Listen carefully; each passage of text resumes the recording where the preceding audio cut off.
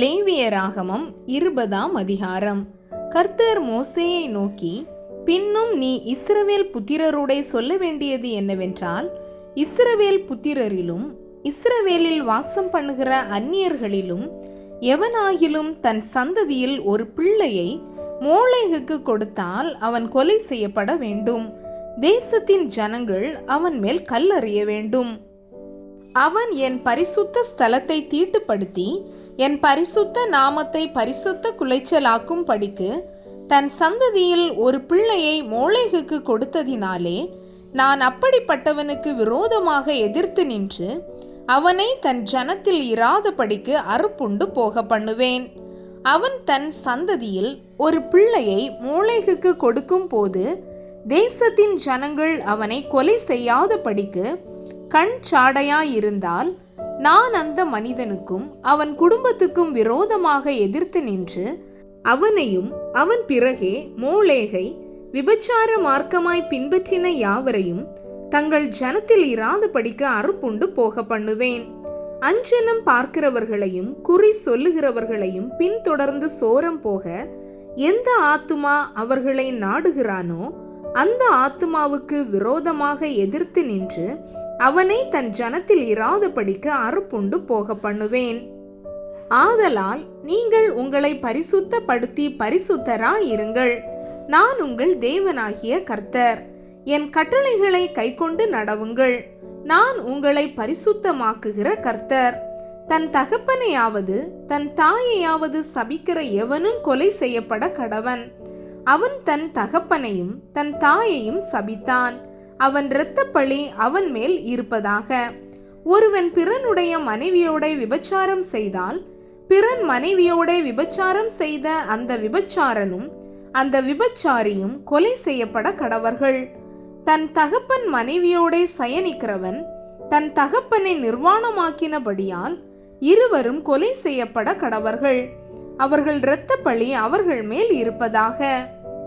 ஒருவன் தன் மருமகளோடே சயனித்தால் இருவரும் கொலை செய்யப்பட கடவர்கள். அருவருப்பான தாறுமாறு பண்ணினார்கள். அவர்கள் இரத்தப்பழி அவர்கள் மேல் இருப்பதாக.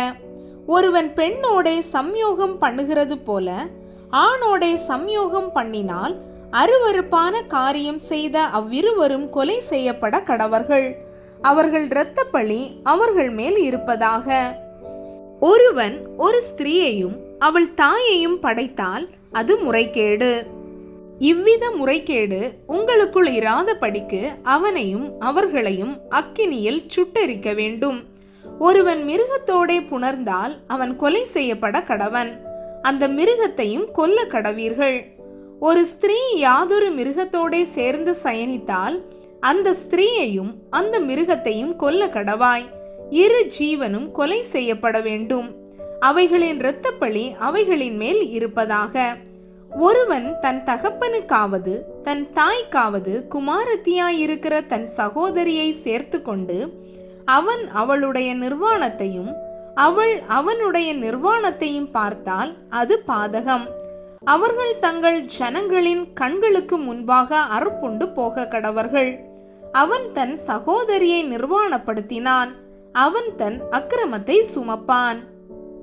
ஒருவன் சூதக ஸ்திரீயோடே சயனித்து அவளை நிர்வாணமாக்கினால் அவன் அவளுடைய உதிர ஊற்றை திறந்து அவளும் தன் உதிர ஊற்றை வெளிப்படுத்தினபடியால் இருவரும் தங்கள் ஜனத்தில் இராதபடிக்கு அறுப்புண்டு போக வேண்டும். உன் தாயினுடைய சகோதரியையும் உன் தகப்பனுடைய சகோதரியையும் நிர்வாணமாக்காயாக. அப்படிப்பட்டவன் தன் நெருங்கிய இனத்தை அவமானமாக்கினான்.